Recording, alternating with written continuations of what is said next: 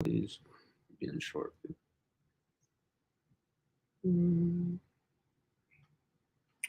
Okay, it'll be one.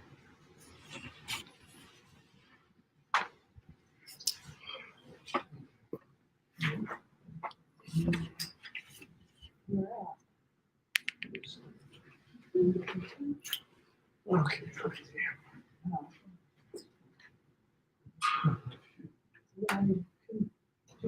No. So I can create a straight shot. Like over one. What kind of thought? Yeah.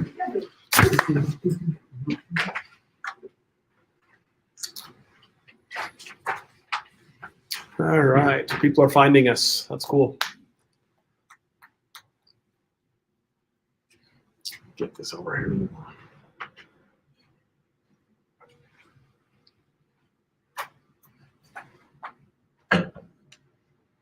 So Brady, my husband was gonna come, Yeah. but you know why he's not here? His gut hurts.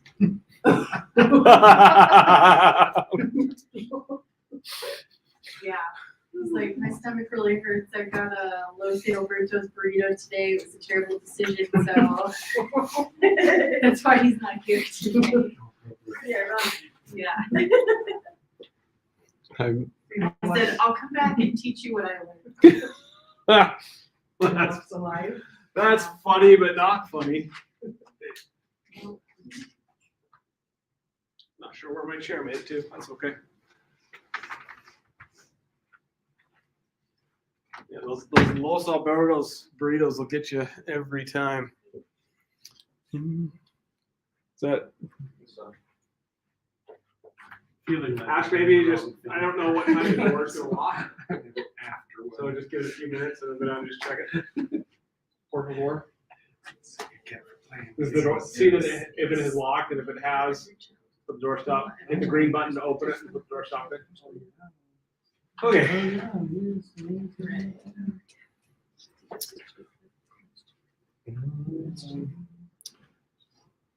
Okay, I'm going to start with just a couple of housekeeping things to keep us going on time. Number one, if your phone, if you could just put that on silent for me, please, I'd appreciate that. And then number two is I want to have enough time at the end to answer specific questions. So as questions pop up, go ahead and write them down and just hang on to them. And then we'll go through, we'll answer your questions first. And then if anybody asks questions that are online, we can get to those ones as well. So Kim and I are going to tag team this one tonight. There's the chair I was looking for. You want it? Not yet, but there will be come a time when I will. So Kim and I will tag team it tonight. You want to hear from her anyway because she's better looking and smarter than I am. So that works out well. So we're going to cover, well, first off, a couple just announcement-wise. These are finally done, and I'm excited about these. So this is a card it's a referral card. So the front just looks like my business card, but on the back there's a QR code.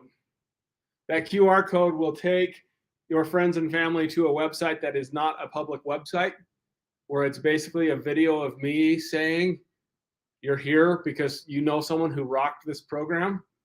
Right? There's a discount associated with it if they do this, but it's a place that you can direct them. So if they want to know more about it, I've got cards.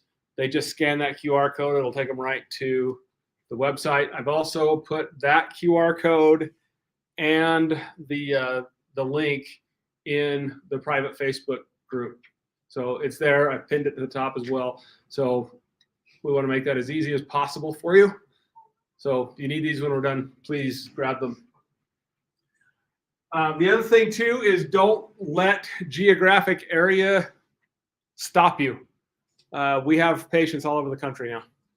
We've set this up that we can do this 100% on Zoom and remotely, and it's actually proving a lot of my colleagues wrong that say you can't do this as a virtual program, and I'm saying, watch me.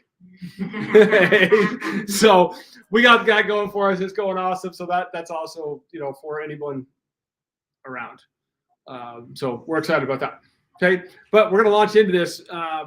Kim has an interesting idea about future podcasts that go right in with what I'm trying to do. And her idea that we just talked about like 15 minutes ago was, what are the questions and answers that you wish you could have gotten from your doctor years ago? How did you word that? Just basically like what my doctor never told me. Yeah, what my doctor never told me. So I want to have several of those. Please, welcome. I want to have several of those aha moments as we go on, but that won't just be for this particular topic. It'll be for future ones as well. So they fall right in line with a couple of my core values as a business.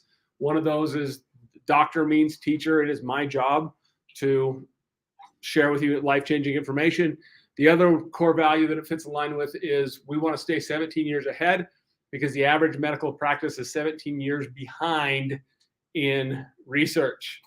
So they're behind research. The research is 17 years ahead of where they are now, and that's how long it takes to get FDA approvals and get through all the red tape and all the other bull crap that goes in line with getting stuff to public, getting stuff where insurance will pay for it, et cetera. So we want to stay way ahead of that curve. So that's where we're headed. Okay, so we're going to talk about gut tonight. When I say gut, what do you guys think of? Stomach, right? Your husband eats a burrito. And we're not going to name any names since we're online now. Husband eats it. He's not here tonight because he's got a stomach ache, right? So most of the time when we start talking about the gut, what are the symptoms that we associate with that? Think of the Pepto-Bismol commercial. Gas, bloating, upset stomach, diarrhea. Hey, after tonight, you're going to understand it goes way beyond that. Okay, so the first thing we want to do is we want to define what the gut is. We're going to talk about all of the organs that are involved, what their function is, and then we'll talk about the associated physiology that goes along with that. Okay, so the short answer is, what is the gut? Well, it starts here and it ends right here. Everything in between makes up your gut. So where does it start? Hey, it starts at the beginning. Starts in your mouth. Inside of your mouth are what? Those are teeth. I was not an art major. Okay. The digestive process actually starts with smell. What happens when you come home from a long day of work and you've had a roast sitting in the crock pot and you walk into the kitchen? What hits you? The smell. And then what happens when you smell that smell? Your mouth starts to water. You start to produce saliva. That's the beginning of digestion. Okay, so your teeth are there to mechanically chew up your food and break it down into mush. Right? One of my favorite sayings is, your stomach doesn't have teeth. So you can start this whole process by slowing down. Chewing. What's the number you're aiming for? Chew your food 20 times before you swallow it. I dare you. It's a lot. But you need that mechanical breakdown for all of this to work properly. Now, the digestive enzymes that are here, the main one is called amylase. And guess what it does? It starts breaking down glucose. Or excuse me, it starts breaking down carbohydrates. Carbohydrates have to be broken down into glucose before they can be absorbed. Okay? So from your mouth, you go into a long tube called your esophagus. Guess what the function of your esophagus is? That's it. It's a tube. Yeah, yes, there's some musculature involved to help push it down, but it is mostly a gravity-fed system going from your mouth to your stomach. Okay. Now, once we hit your stomach,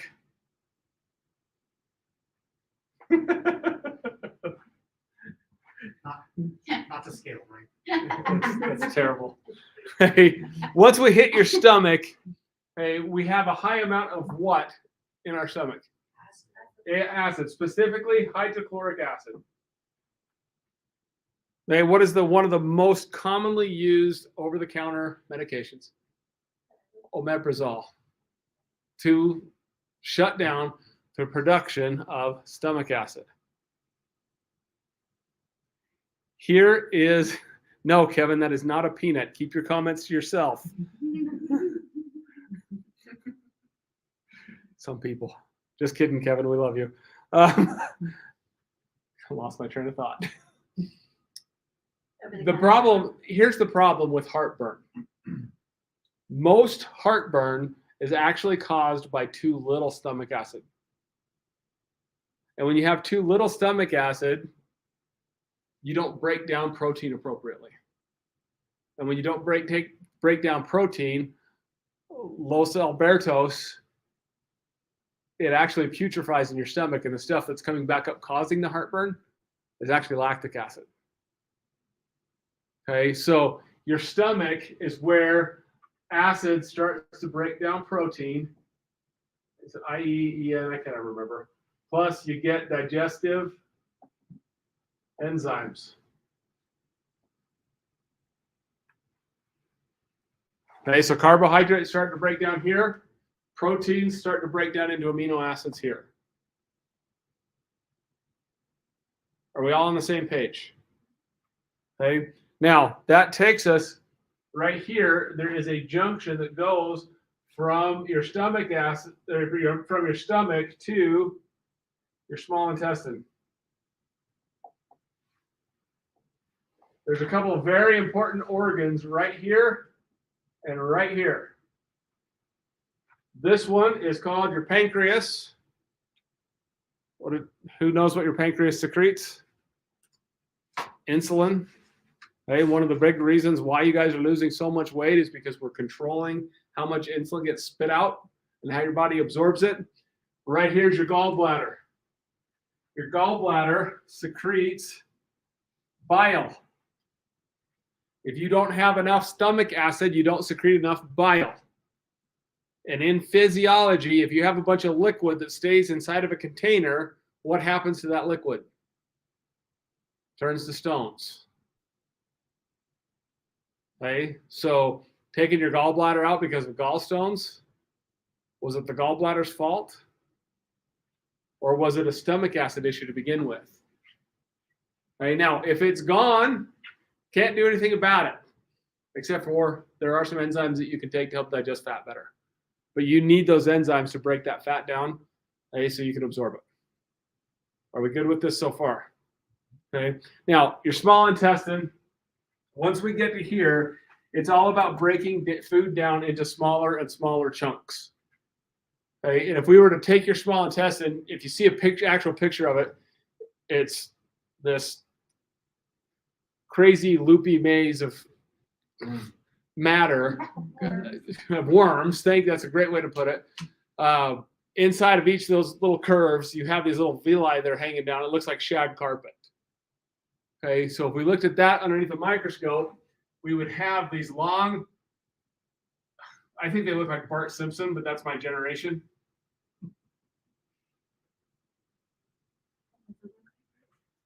Oh, come on. Yes, it does. Okay, so you have your blood vessel here. You have the inside of your gut here, and then you have these filter cells that are stacked together very, very tightly. Those filter cells have little junctions in between them that keep them together, and then there's receptors here so that if you get an amino acid, or a fat, or glucose, there's signals here for those cells to open up and it'll allow that digestive material to enter into your bloodstream. Once it's in your bloodstream, your body can use it as fuel. Okay, there's digestive enzymes that are involved in this here as well. And there's also bacteria. Anybody heard of the word dysbiosis before? Okay, it's a word you need to write down and become very familiar with.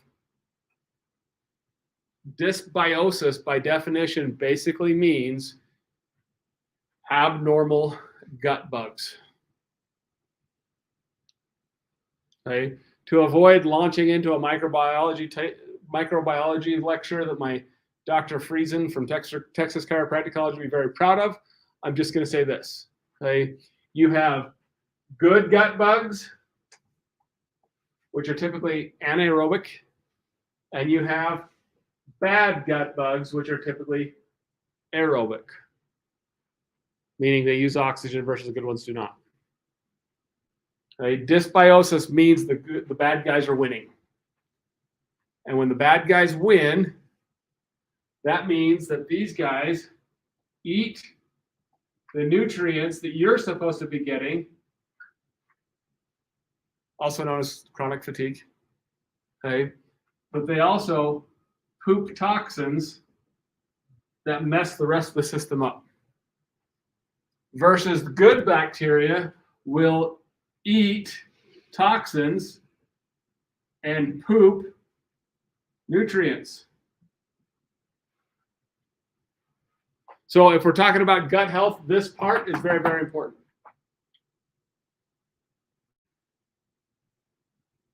We all good? Okay, that takes us into the colon, okay, or also known as the large intestine. And you can see in your paper that your colon is responsible for absorbing mostly water and water-soluble vitamins. After tonight, you will never, ever forget which vitamins are water-soluble. A, K, E, and D. Do you know why you're never going to forget that? No one wants to see a fat man naked. I said that wrong. The fat-soluble vitamins that are absorbed there. Okay, so it absorbs water and your fat-soluble vitamins. I thought that was funnier than that. It is funny. I mean, that's how I've remembered it for 22 years now. Okay. Then this whole process terminates with a good bowel movement, which you should be having 1 to 2 of those a day. Okay, so if you're on the program and they're slower than that, please let us know. We have ways of making that smoother. Okay, so this is basic digestive anatomy and physiology. We good here? Okay, so let's talk about other symptoms that are associated with poor gut health. Because we already talked about the obvious ones, right? The obvious ones being the Pepto-Bismol commercial.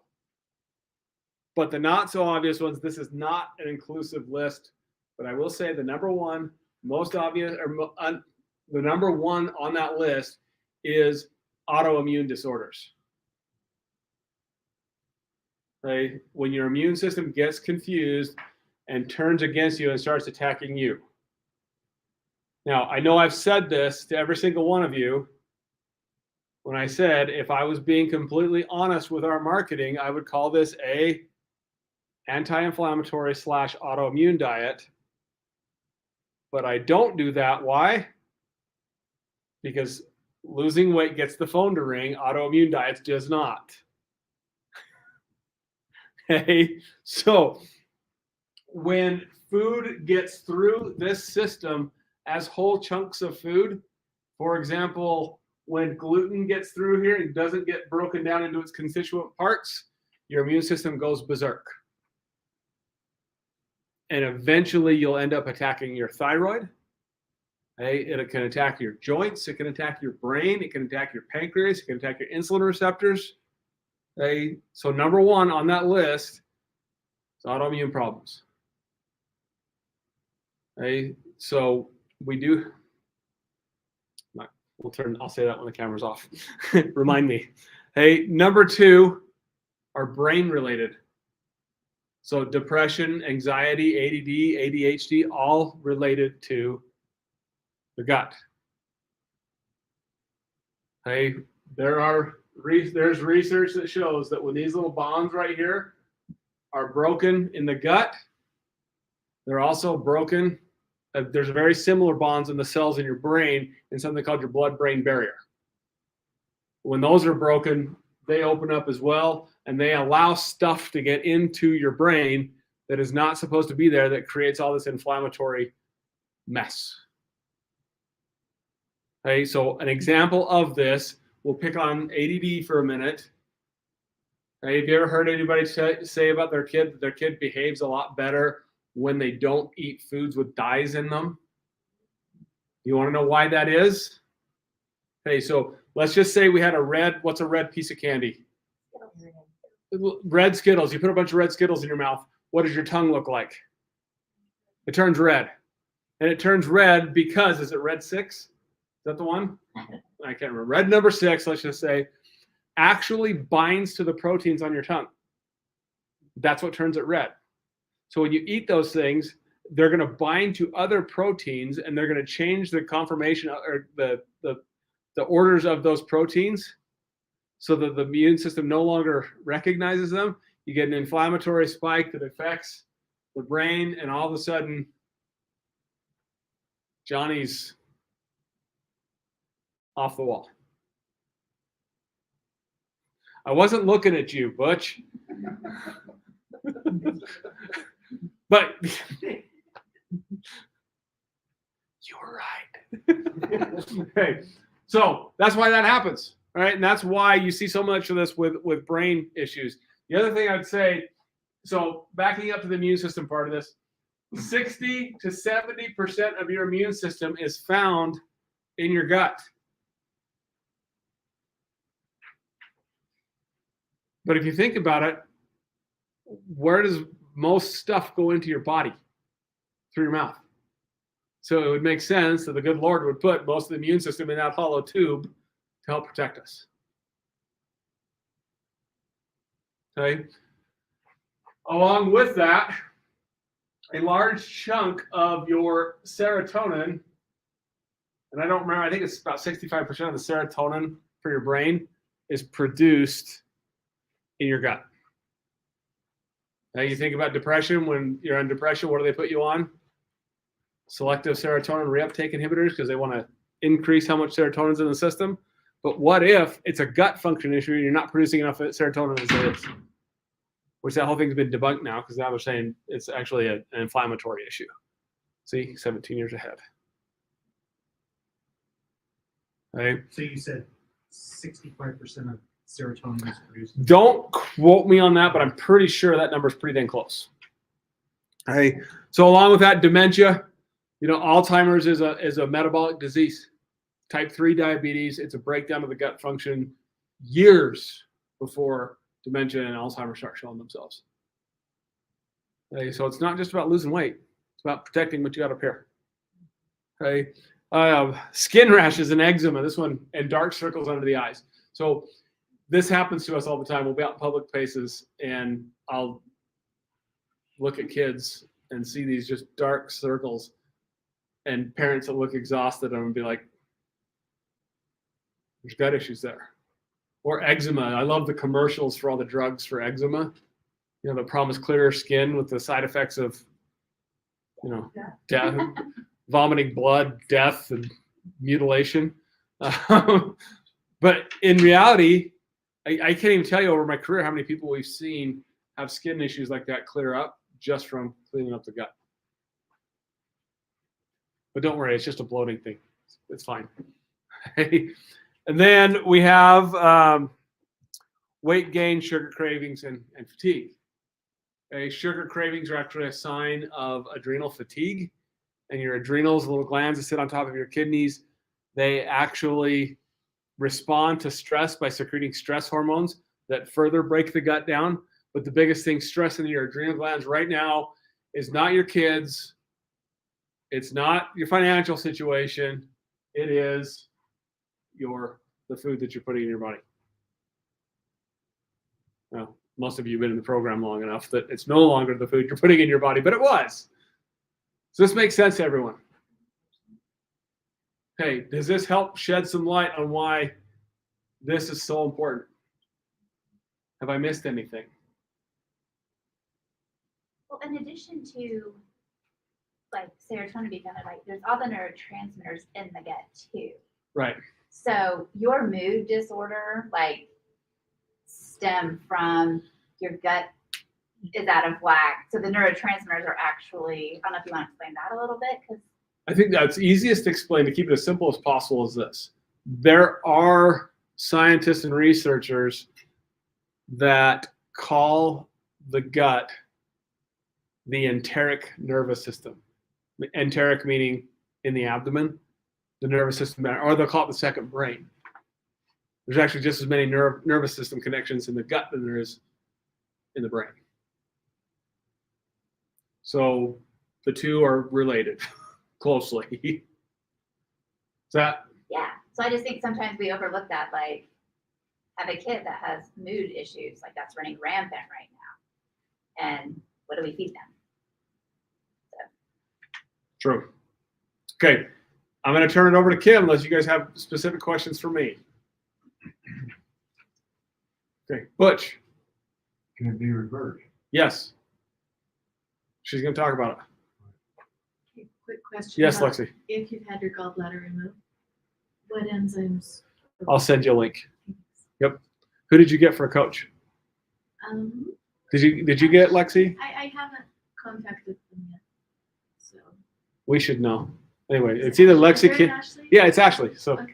that's Ashley. Oh, hi. Okay. Okay. Move this. Oof. How do you do a video and how to see yourself? You're used to it. Okay. So I wanted to talk real quickly about how. Let me do Here, this. babe.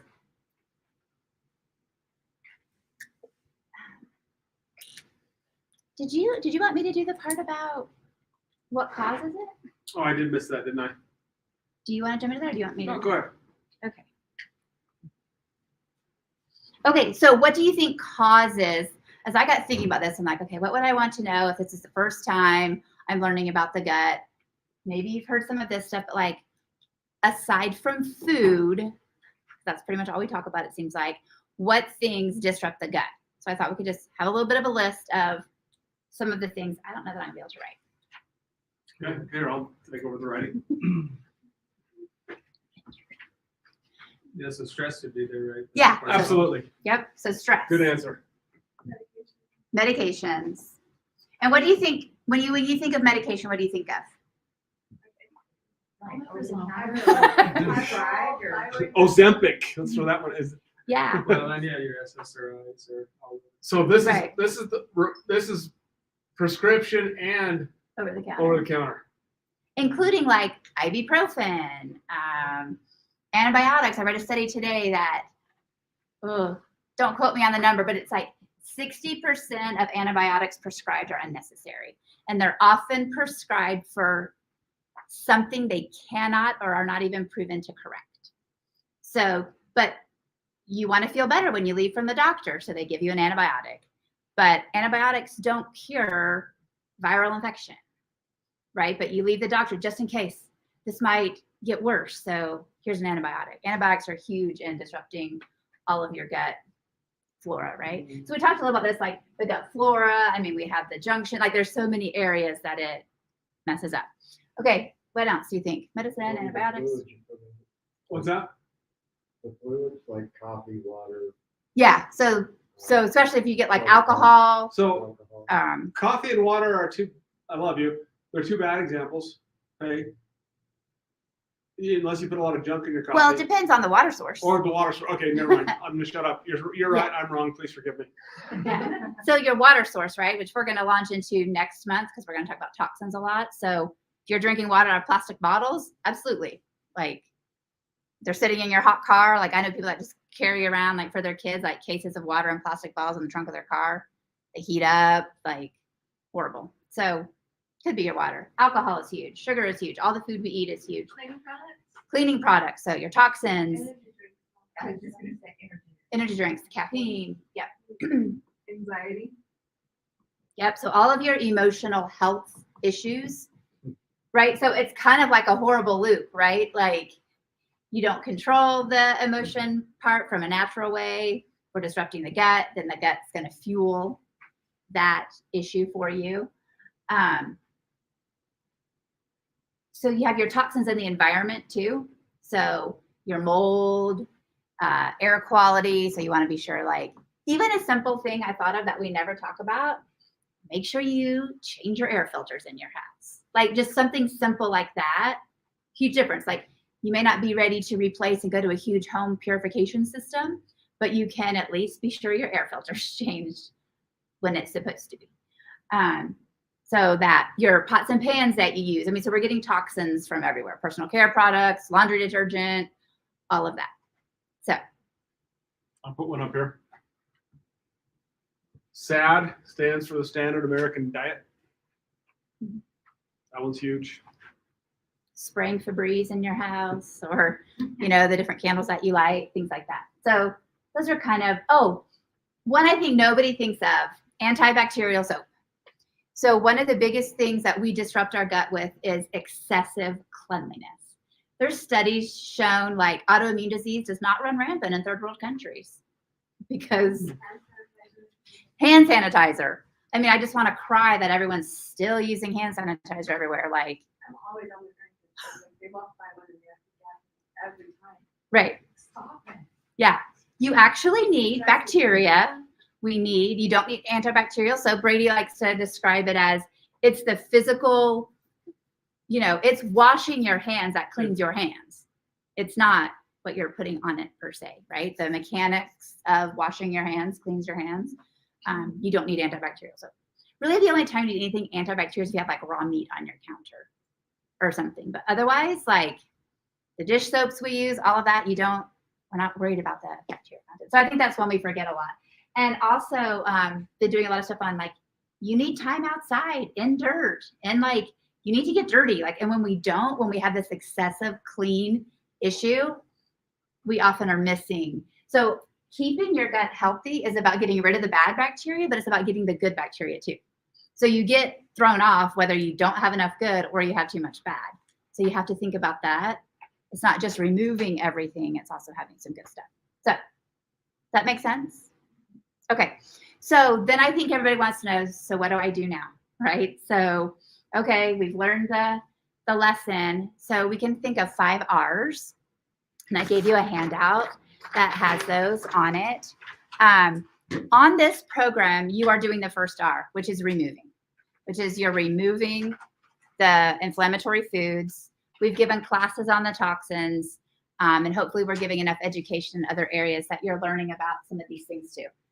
You know, meditation, sleep, other things that we're removing from our diet, not just the food that we consume. So that one I feel like is pretty self-explanatory, but I don't think some people realize when they sign up for the program why some of the foods are missing. Like we don't eat bread or anything like that on the program. We're actually removing gluten for you. You tell people you're taking them gluten-free, most people run away. But if you Google sometime what gluten does, not just if you're sensitive to it, not just if you're celiac, gluten actually punches holes in the junctions. So gluten is the #1 driver of leaky gut. So in leaky gut, you hear all the time now, I think that's a word that we all know, but it actually punches holes there. So therefore, think of a coffee filter. I like this analogy a lot. You have your coffee filter, you have your coffee grounds and you pour the water, right? The filter keeps the grounds from falling into the drink. If you have holes punched in that, which is what gluten and other inflammatory foods do, but gluten's the #1, whatever person that does it, you have holes in that. Then what is your coffee cup gonna look like? You've got all the grounds in there. And that's what gets out into your system and doesn't stay where it's supposed to. And then you have all the issues of leaky gut. So anyway, you can look through, you kind of know. The only one that we don't take out on this program are the nightshade vegetables. You guys are still allowed to eat nightshade vegetables. Unless you've talked to your coach and you have an autoimmune disorder, then often we talk to you about taking those out. They are inflammatory for a lot of people. So it's just kind of the way your system handles it. I personally have to eat them in moderation. So I can enjoy them, but I can't eat them every day. So it's just something to kind of like be, like I tell everybody on the program, like you have to start listening to your body. Like this might be good for 90% of the people, but for some reason that food doesn't agree with me, or I can't have that back. I personally will never eat corn, even if I could have it back. Like doesn't respond well. My body doesn't love me. What is, if you don't mind me asking, Yeah. how does your body react to the nightshade vegetables? How do you know, how did you know that? So I will definitely get bloated typically. And then so I have lupus, and along with lupus, I get a lot of skin conditions. So usually my skin will flare up. So I'll get eczema patches, or my weird lupus rashes will come back, things like that. Mm-hmm. So yeah, it's really because I think typically we think like it's going to be a digestive issue. I think I accidentally had gluten this week at a restaurant, and for me, it was a headache for 2 days. So sometimes it's not necessarily what you think of. So you have to start really like listening, like, oh, what did I eat? Or what could this be? And start tracing it. I get swelling in my legs. So I get all sorts of fun symptoms. Okay, so we've removed. The second R is repair. And this is what I probably need to do a better job of teaching, and the coaches we're going to get together and start talking about promoting this better to everybody. But you also need to do things that repair the gut lining. I guarantee everybody that's signing up for this program needs to repair their gut. Like everybody's guts to some degree have issues. So I gave you some lists there just so you're not like, what would that be? So you hear tons of rage about bone broth right now. Glutamine, apple cider vinegar, collagen, all of these things. These things are full of, amino acids. They're full of proteins. The mineral profile in all these foods is vast.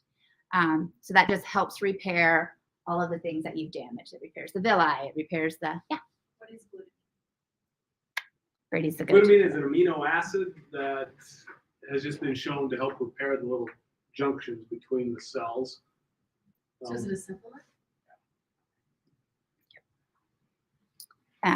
So even thinking of things like adding fresh ginger to recipes that you make, like some of these can be incorporated pretty easily.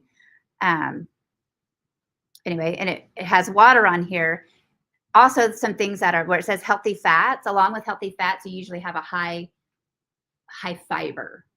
Okay, so you need fiber and water because you're trying to clean your system out. So when you're repairing it, you're trying to get the bad stuff right to bind so you can flush it out. So you need fiber and water to do that. So that's why some of those things are. The fiber, when you have a diversity of fiber, and one of the things that kind of drives me nuts with this is people complaining about vegetables. And I often want to say, you're a grown-ass human, please eat your vegetables. But the diversity of vegetables will give you the diversity of fiber that will feed a diversity of the good bacteria in your gut.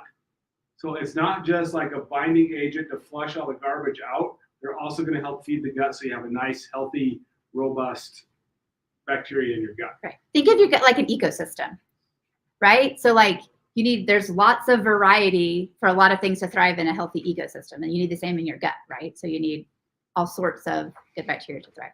Does that make sense? Kind of the repair part? Okay. Then we have the reinoculation. And you're not going to do this all at once. So typically on the program, right, you're going to spend the first month just removing the bad things, right? Then you're going to roll into phase 2 where you're like, okay, let's incorporate some repair foods. And tagging along quickly behind the repair is the reinoculation. So you're going to add some foods that help with the good gut bacteria. So you have probiotics, which are just healthy doses of the good bacteria that your gut needs. And then you also have prebiotics, and prebiotics feed those. So you have the pre feeds pro. Is that how you would, never the best way to say that. You can see some of these are pretty easy. The prebiotics are pretty easy to get in your food. I think a lot of them are things we eat commonly. Probiotics might be a little tougher, but maybe there's just a couple that you like on there. Lucky for me, I love pickles, so I can get a fermented food. Fermented foods are key for a probiotic. Yogurts, obviously, when you're still doing the program, you're not going to be eating dairy yogurt, but there's great coconut yogurts out there. Same with kefir. You can get coconut-based kefirs. Kombucha is a great drink. I don't even know that. Oh, yeah, I did get kombucha on there. So drink kombucha. It's full of all that healthy stuff. So on the foods to remove, why are eggs on there? I understand the dairy and all the gluten and all that stuff, but why eggs? I know. So lucky for you guys, we didn't take eggs out on the weight loss program, but eggs are a highly allergen food for a lot of people. They're hard to digest for some people. So when people start on the program and don't respond the way we want them to, we shift them to an autoimmune protocol where we take out eggs. So they're high in allergens. They're also high in arachidonic acid. So you could make the argument that they'll stimulate some of those inflammatory oils. And especially if they're cheap eggs that are chickens or fed garbage. So that's why. Makes sense. Makes sense. Any questions on the re-inoculate? Is there such thing as cheap eggs anymore? No. But let's just say that I have my own chickens, so I know how to feed them and you know. you don't have to worry about it. Yeah. And if you know that you don't respond poorly to eggs, then that's why we didn't take them off, because it's a good source of protein for a lot of people. But it's one of those things, like some people are like, oh, maybe they do bother me. For me, I can't eat them early in the morning. My body can't. I can, if I fast my breakfast and I eat them, say 11 o'clock, I'm fine. And it also depends on the type of egg for me. Like my body can handle a hard-boiled egg easier than other forms of egg. So just being aware, otherwise my stomach gets a little, but I have low stomach acid and I know that, so it's harder for me to break down. Does that make sense for everybody? Okay, then replenish. This is going to be, if you think replenish, think maintenance phase. Okay, so you're going to start reintroducing your foods back. This is a list that this is the order I do it if I have an autoimmune patient. This is kind of the order I take them through. You guys are welcome to do it at your own order in the maintenance phase. I think the biggest key is that you're not doing it all at once. Don't be like, oh, I'm in the maintenance phase. Tonight we're going to have eggs with corn and like potato, like adding everything back in. So just be aware. Certain foods, yes, you can have your dairy and your gluten back if you want. But if you just think, if I'm replenishing my body with all the foods that I took out, like I'm likely to return to the state that I was. So I always tell people just to kind of be aware. It's great to have that some if you find your body tolerates it. A lot of people find they don't tolerate things like they thought they did. And when they introduce them back, they're like, oh, maybe I just wasn't aware that didn't settle well with me. So just keep that in mind. Then rebalance, kind of my favorite part. This is just your lifestyle moving forward. Okay, so to maintain your healthy gut, hopefully you're going to continue to keep out foods that don't love your body back. You're going to continue to repair and reinoculate on the regular. That's just how you're going to move forward. And then it's all of the other things. So you're going to keep eating a whole food diet. You're going to slow down when you eat. I'm super bad at this at my other job, right? Of like, I'm with a patient or I have 10 minutes between patients and I'm shoveling in my lunch as fast as I can, right? That doesn't set me up to have low stress and digest my food very well. So slowing down, chewing your food, getting outside, getting dirty. So this rebalance is just the best lifestyle you can think for yourself. But doing all of those things are going to keep your gut healthy. And when those things get out of whack, whether it's exercise or I never get outside, I literally stay inside 24/7. And yes, we live in Idaho and it's horribly cold. You can still get outside. Like bundle up, put the hat on, take 15 minutes to go outside. Like you can do it.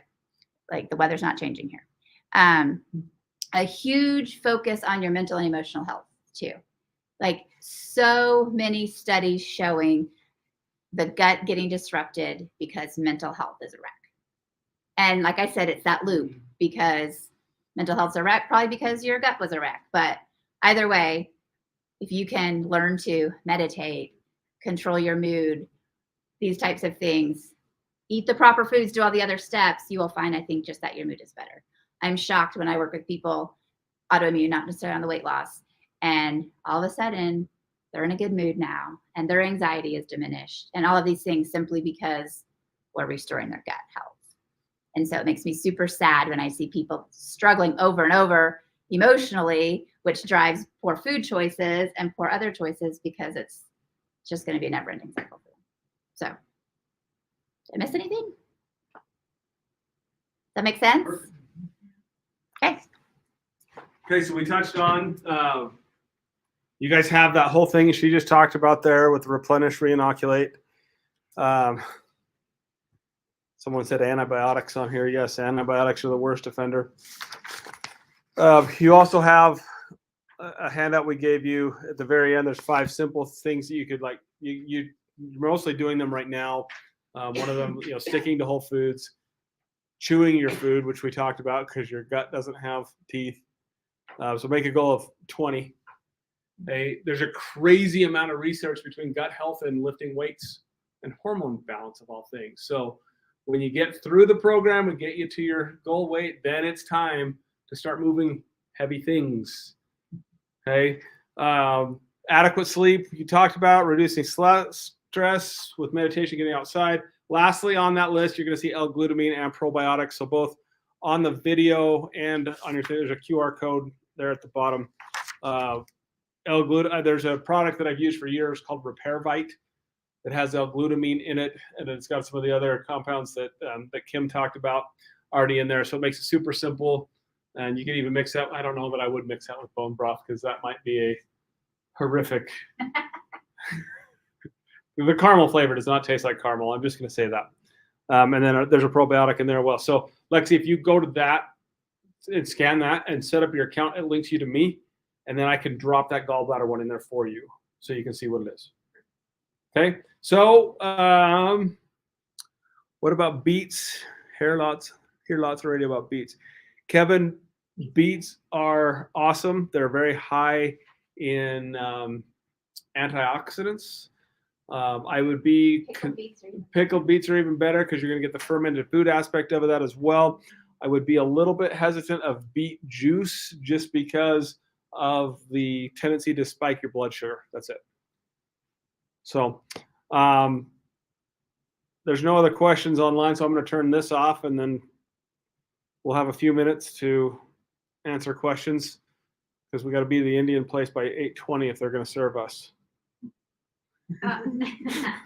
Okay, thanks everybody for joining us online, and feel free to ask me questions later.